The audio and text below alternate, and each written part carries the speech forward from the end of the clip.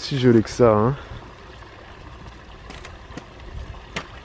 D'apparence, alors gelé, mais oh, c'est pas si gelé en fait, hein. Bon, si ça fait geler, mais pas si violent que ça en fait. Oh. Bon, comment ça va les amis? Oh là là là là là là là là. Ouais.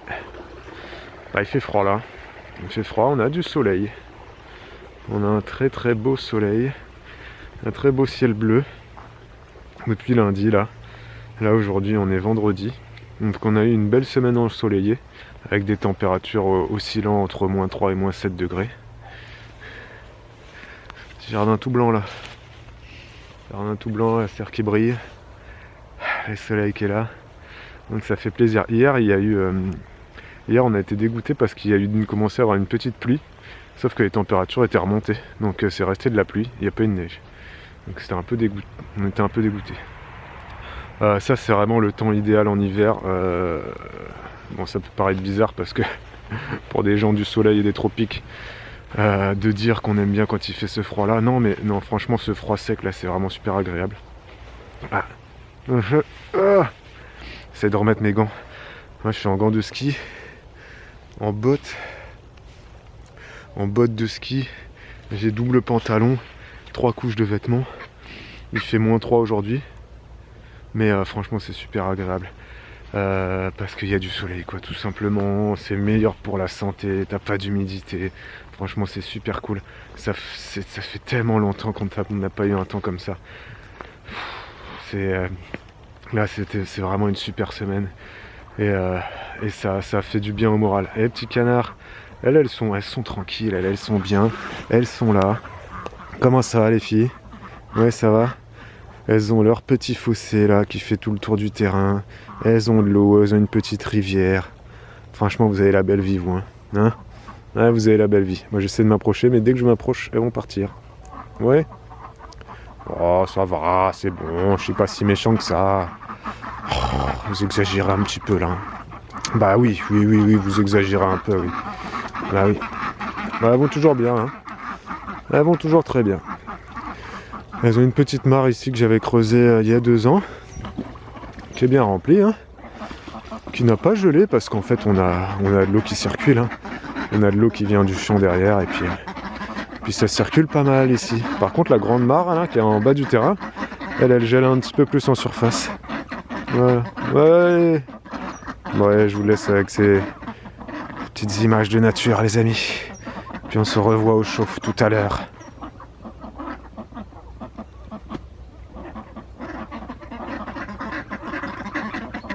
Hello, comment on se retrouve?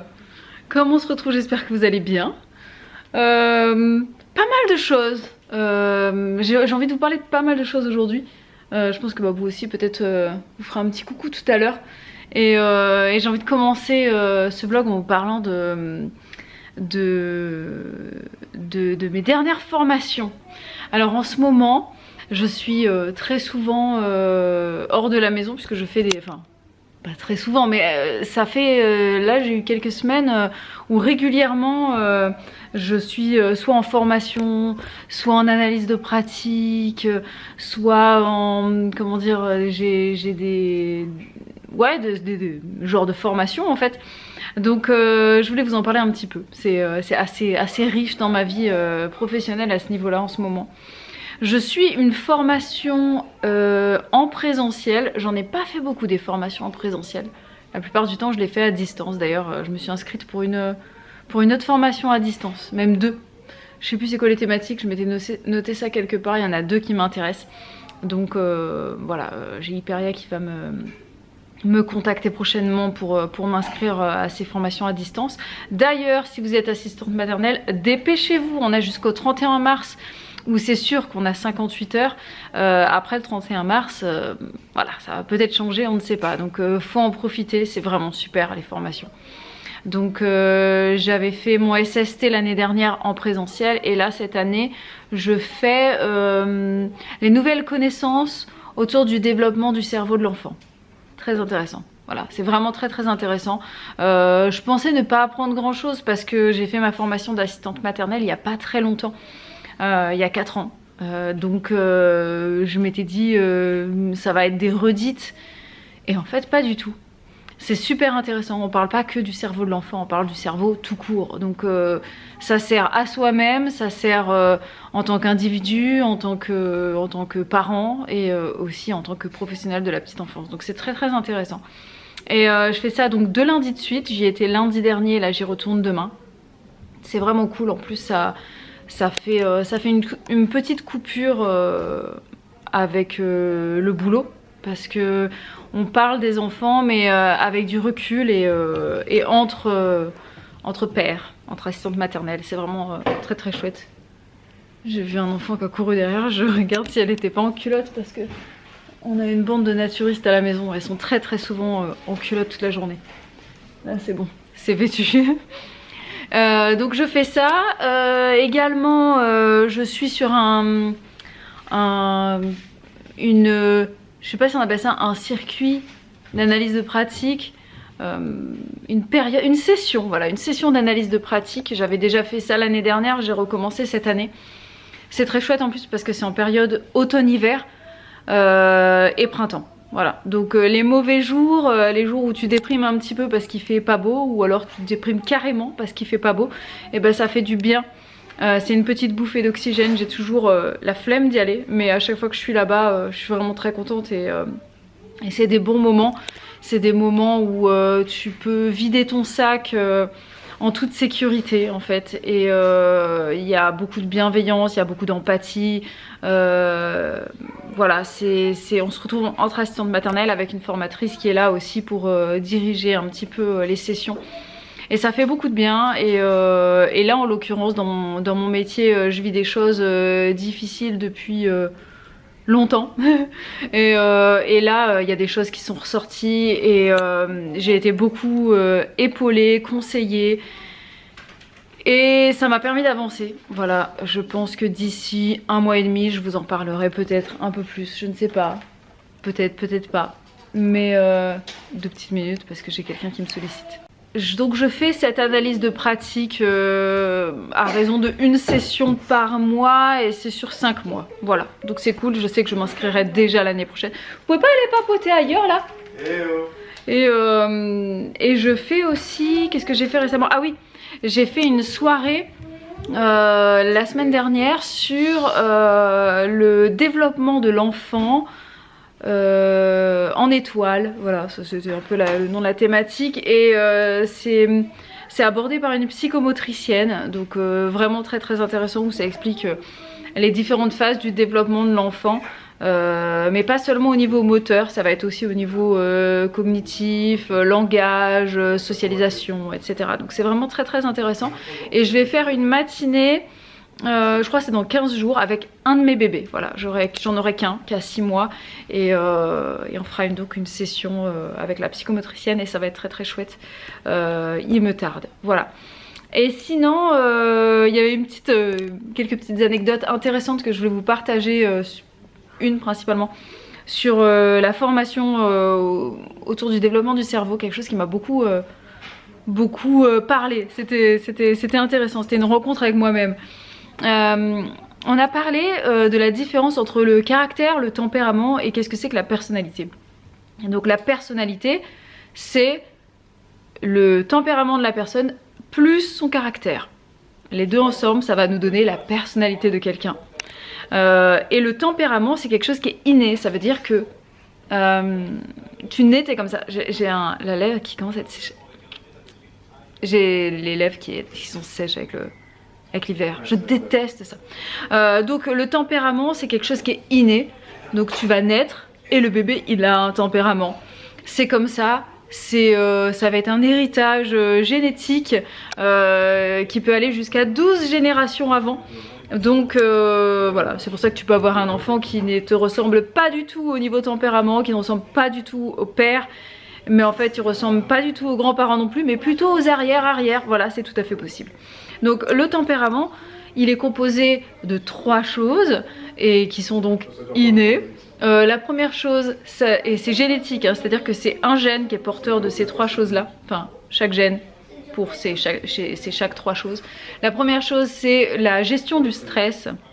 C'est-à-dire que en fait, tu nais en sachant gérer le stress, ou tu nais en étant stressé. Voilà, quelqu'un qui gère mal son stress. Moi, je suis quelqu'un qui gère mal le stress. Je suis née comme ça. Voilà, c'est pas que c'est une fatalité, c'est juste que je suis comme ça. Faut apprendre à vivre avec ça en sachant que ben voilà, on a un tempérament du coup de stressé ou pas. La deuxième chose, c'est l'intensité des émotions. Et soit tu nais en étant quelqu'un avec des émotions très intenses, donc toutes les émotions, c'est mon cas. Ou alors tu nais avec des émotions plutôt stables, avec des humeurs stables et voilà, une stabilité émotionnelle, donc pas particulièrement colérique, pas particulièrement surexcité, pas particulièrement jovial, voilà. Ça dépend des gens. Moi, j'ai des émotions intenses. C'est comme ça, voilà, maintenant que je le sais, ben, je sais que je vais pas essayer de changer puisque je suis comme ça, voilà, ça sert à rien de le changer, il faut juste apprendre à vivre avec, et il faut apprendre aux autres à vivre avec aussi, surtout nos proches. Et la troisième chose qui fait le tempérament, ça va être le besoin des autres. Il y a des gens qui ont énormément besoin des autres, voilà, ils ne savent pas être tout seuls, c'est le cas de Babou. Et il y a des gens qui n'ont pas besoin des autres et qui sont plutôt des êtres asociaux.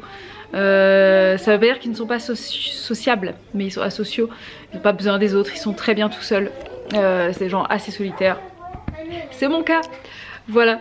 Donc très intéressant à apprendre tout ça et du coup c'est des choses qu'on observe dès tout petit en fait, hein, parce qu'on est comme ça.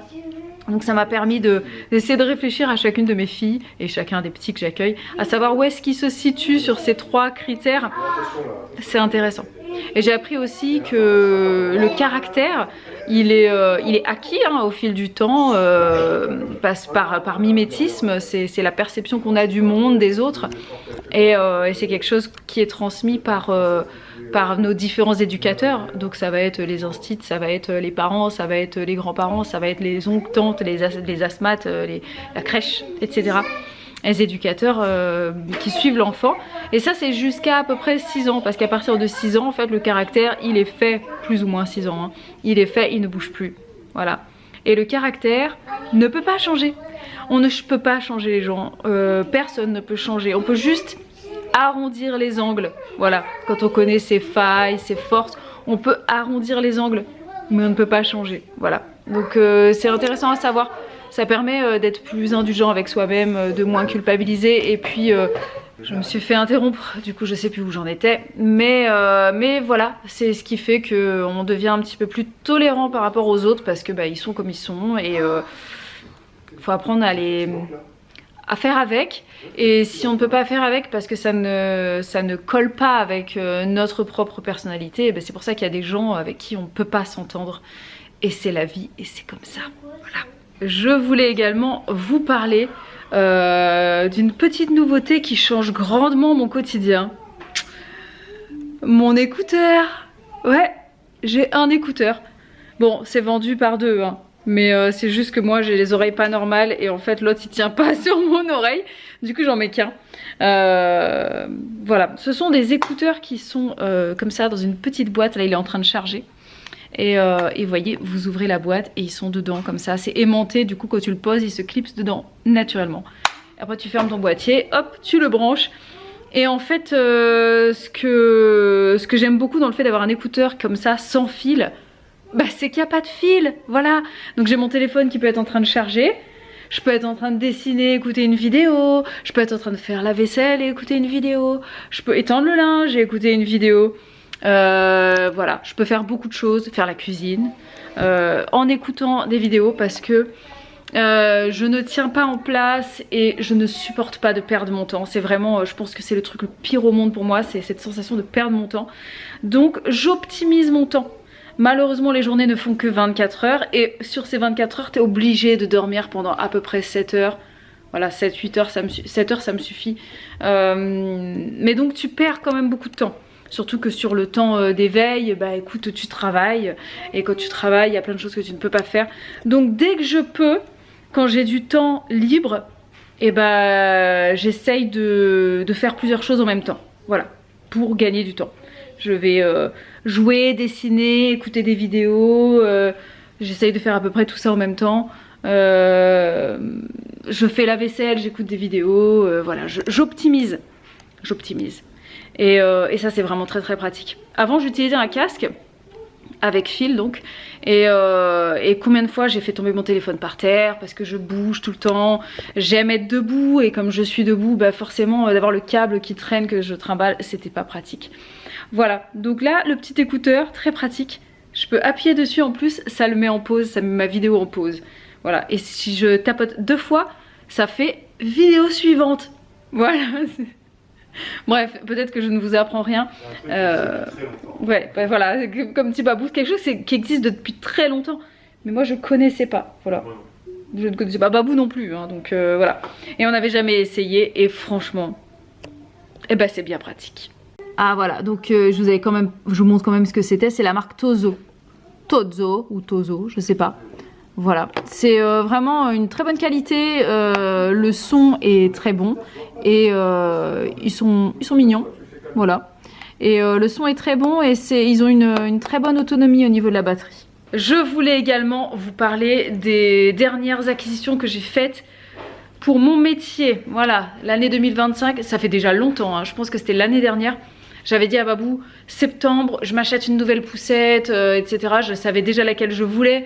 Finalement, je suis revenue dessus. J'ai une collègue qui s'y connaît très très bien en poussette et je lui avais demandé son avis.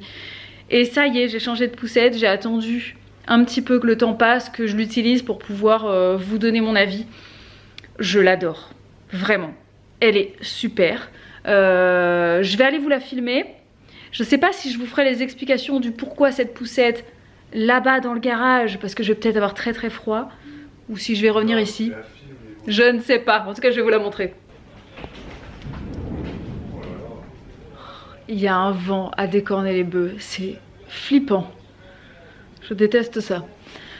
Donc c'est une poussette double, j'accueille 3 enfants, 2 et demi, je sais pas comment je devrais le dire. J'ai plutôt 2 enfants avec un de temps en temps, on va dire ça comme ça. Et donc j'ai pris une poussette double. Vous me direz mais pourquoi t'en avais pas déjà une? Oui, j'en avais une. Par contre la poussette double que j'avais, c'est une poussette double en longueur. Voilà, c'est-à-dire l'un devant l'autre. Très pratique parce que ça fait la largeur d'une poussette simple. Pas pratique parce que dès que c'est lourd pour monter les trottoirs, c'est pas super. Et les enfants ne se voient pas. Il y en a un qui ne voit pas devant lui parce qu'il est coincé derrière. Donc quand ils grandissent un peu, je vous assure que celui qui est derrière, il n'est pas content d'être derrière. Hein. Il veut être devant pour voir la route. Donc à chaque fois, c'est un peu le... Enfin, celui qui est derrière, il n'a pas envie d'y aller, quoi. Voilà. Et puis en plus, la place à l'arrière, pour passer les pieds de l'enfant, c'est un enfer. C'est-à-dire qu'il ne rentre pas. Et si tu arrives à le faire rentrer, et ben quand tu le sors, tu peux être sûr que les chaussures elles vont rester sous la poussette. Bref, ça me saoulait beaucoup. Et voilà, pas pratique pour à peu près toutes ces raisons. Et je me suis dit, une poussette double dans le sens de la largeur, il n'y a pas tous ces problèmes. Tu glisses l'enfant, celle que j'ai choisie en plus, tu peux ouvrir comment dire, les barres de sécurité, tu peux les ouvrir, donc tu as juste à poser l'enfant, refermer la barre de sécurité. Donc ils voient tous les deux la route. Au niveau du poids, c'est vraiment bien réparti, donc quand tu montes les trottoirs, easy. Et au final, tu passes, enfin moi je passe partout avec, hein. Elle est pas si large que ça. Elle n'est pas si large que ça. Le seul truc c'est que j'ai une petite manip à faire au niveau de ma sortie de garage parce qu'elle ne passe pas la porte simple. Je suis obligée de vraiment ouvrir plus grand mon garage. Mais ça se fait et franchement c'est super pratique. Je peux mettre 1 ou 2 enfants dedans et c'est vraiment pas un problème. Ils voient tous les deux la route. Ils peuvent se toucher la main, se regarder, se parler. trop bien, voilà. Et comme j'ai de temps en temps un troisième enfant, et ben je me suis dit, je l'ai pas tout le temps, ça vaut pas le coup que j'achète une poussette triple, parce que les poussettes triples c'est beaucoup plus cher que la poussette double. Et que au final, vu le prix que tu mets là-dedans, autant acheter une poussette quadruple. Donc ce que j'ai fait, j'ai trouvé un compromis plutôt intéressant, c'est que j'ai acheté un petit siège qui se clipse sur la poussette. Et en fait, je peux juste le clipser, déclipser, je mets l'enfant dedans et puis ensuite je l'emmène avec moi. Ce petit siège que tu clipses sur le côté de la poussette, je m'étais dit, et quand j'ai vu les vidéos, je me suis dit sur une poussette simple, en fait le problème c'est que tu es quand même obligé de te décaler de ta poussette. Et le fait de te décaler de ta poussette, au niveau de quand tu pousses ta poussette, c'est pas pratique parce que tu as l'enfant qui est collé à toi, tu es obligé de te mettre un peu de côté quoi pour pousser. Moi j'ai une poussette double dans le sens de la largeur, ce qui fait que ce n'est absolument pas gênant. Il est à côté de moi comme ça et je pousse ma poussette mais normal, je suis vraiment dans une bonne posture. Parce que moi ce que je voulais pas c'était de la planche. Parce que ça existe aussi en version, tu as une planche, tu fixes le siège dessus. Et en fait après tu marches un peu écarté comme ça avec l'enfant entre tes jambes. Moi je voulais pas de ça, c'était juste pas possible au niveau de, comment dire, de l'ergonomie. Enfin non, ça va pas. Donc c'était le bon compromis. Et je me suis dit, en plus tu peux le déclipser facilement. Et ensuite le clipser sur une poussette simple, quand tu as un enfant qui est en âge d'être dedans, tu prends que la poussette simple, tu clipses ça dessus. Ou bien tu peux même à la limite pour t'amuser juste tenir le petit truc quoi, et puis tu trimbales l'enfant comme ça, ça se fait aussi, pourquoi pas. Il y aura peut-être un système un jour qui sera vendu pour que ce soit facilité. Mais génial, je suis vraiment ravie, ça fonctionne très bien. Le seul truc c'est qu'il faut faire attention sur les trottoirs d'accompagner ce petit siège parce que sinon il a moins de stabilité forcément. Mais voilà, dans ma campagne c'est absolument pas un souci et j'adore mon petit combo d'avoir cette poussette et puis clipser ce petit truc en plus quand j'en ai besoin. Et je voulais rajouter un dernier truc sur cette poussette, c'est qu'elle est super maniable. Voilà. C'était un petit peu la crainte que j'avais parce que c'est quand même un gros truc, tu vois. Très maniable. Je peux même la guider, faire des virages à une main sans problème. C'est beaucoup plus maniable, je trouve, que la poussette double que j'avais qui était en longueur. Où pour tourner, en fait, clairement, tu le faisais pas à une main, quoi. Là, je l'adore. Vraiment, c'est un petit bijou. Et j'ai fait... je l'ai commandé, j'ai fait en sorte que le tout là ce soit pour un petit peu moins de 500 €. Et ensuite Babou a fait tout le nécessaire pour envoyer les factures à l'IRSEM parce que on a droit à des aides voilà, jusqu'à une hauteur de 500 € et je crois que c'est tous les 2 ou 3 ans, je sais plus. Voilà, mais je ne l'avais pas encore fait. Voilà, donc pour de l'achat de matériel de puériculture, quand on est assistante maternelle, on a des aides, sachez-le, grâce à l'IRSEM. Donc voilà, on a fait l'envoi du dossier et puis maintenant on attend le remboursement, on espère. Voilà. Je vais vous parler d'une dernière chose concernant mon métier d'assistante maternelle. Puis après, ce sera tout pour le moment. Mais j'ai fait une formation, c'était ma deuxième partie de formation obligatoire d'assistante maternelle, il y a 1 an. Oh, le temps passe tellement vite, c'était il y a 1 an que j'ai fait ça. Et lors de cette deuxième partie de formation, il y avait une assistante maternelle qui était là, qui travaillait en MAM. Et je me souviens qu'à un moment on a parlé d'ergonomie, de mode dos, de porter les enfants, etc. Et elle nous avait dit « Oh mais vous connaissez pas la ceinture, je sais pas quoi ?» Je dis non, personne connaissait. Elle dit bah c'est un truc, une ceinture que nous on porte.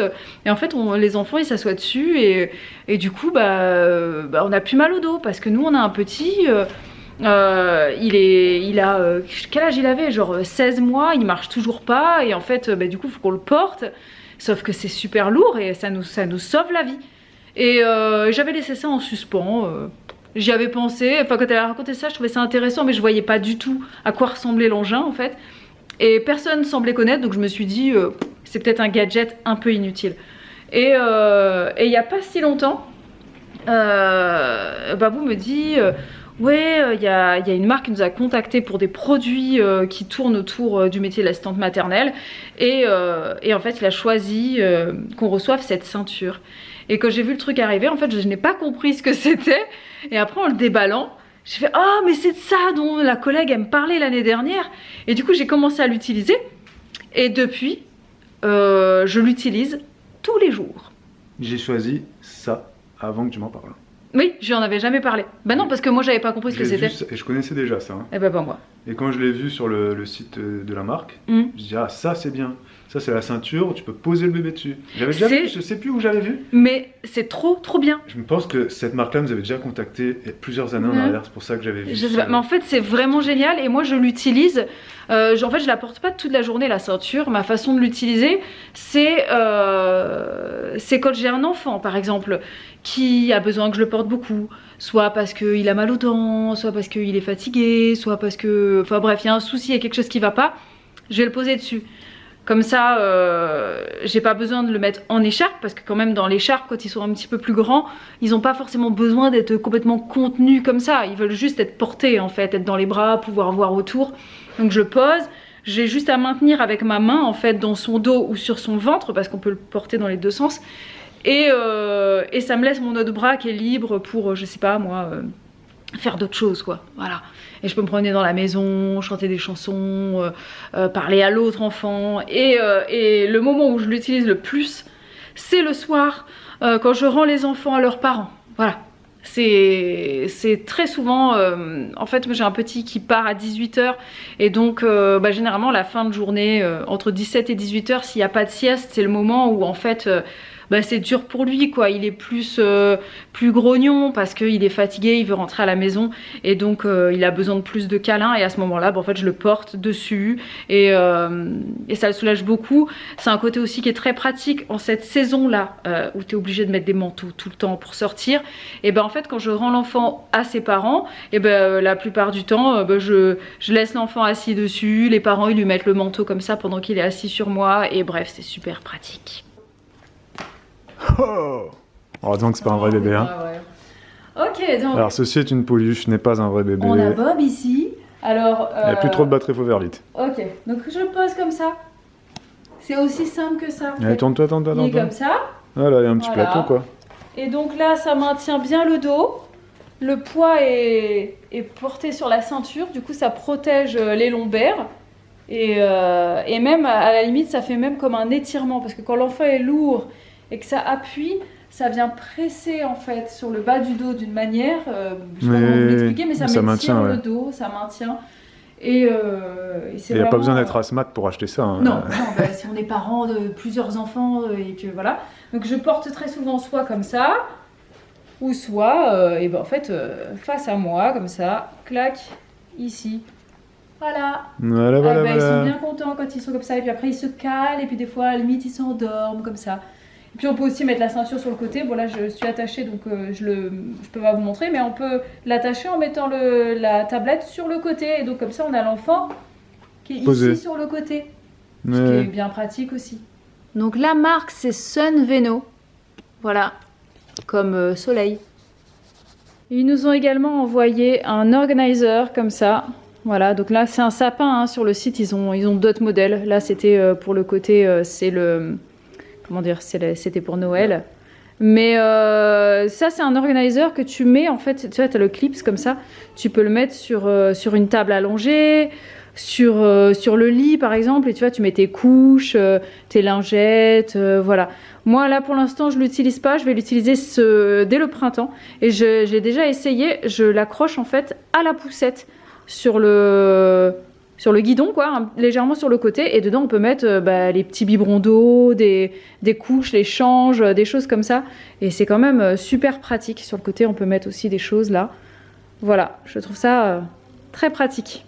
Voilà les amis, cette vidéo s'arrête, vidéo 100% assistante maternelle, parents, enfants, blabla, conseils, sujets multiples et variés. Avant de vous quitter, vous aurez peut-être droit de voir mes derniers dessins. Peut-être.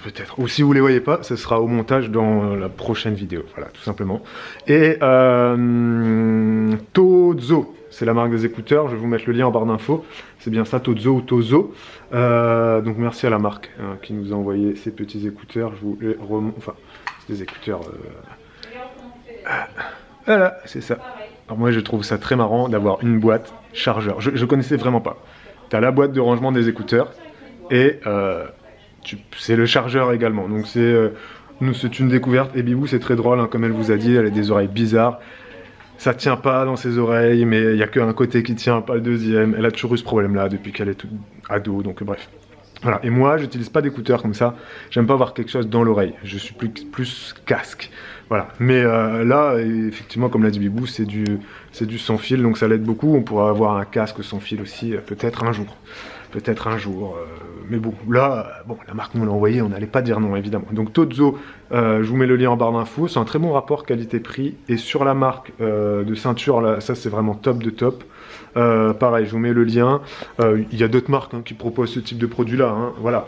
Mais donc là, la marque c'est Sun Veno. Et effectivement, si vous êtes asthmate, c'est un investissement. Tout ce qui concerne les accessoires de puériculture, etc., vous pouvez aussi contacter l'IRSEM pour vous faire rembourser.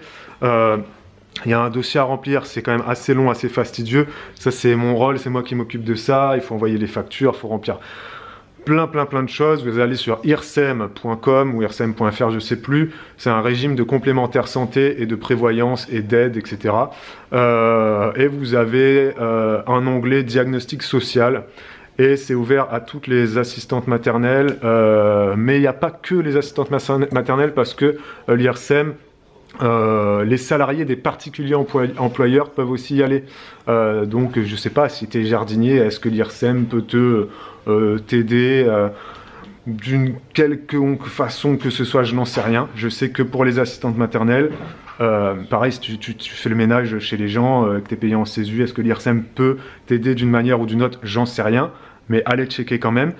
Là, j'ai fait un dossier pour que l'IRSEM nous prenne en charge la poussette que Bibou a achetée. Il y en a presque pour 500 € quand même de poussette.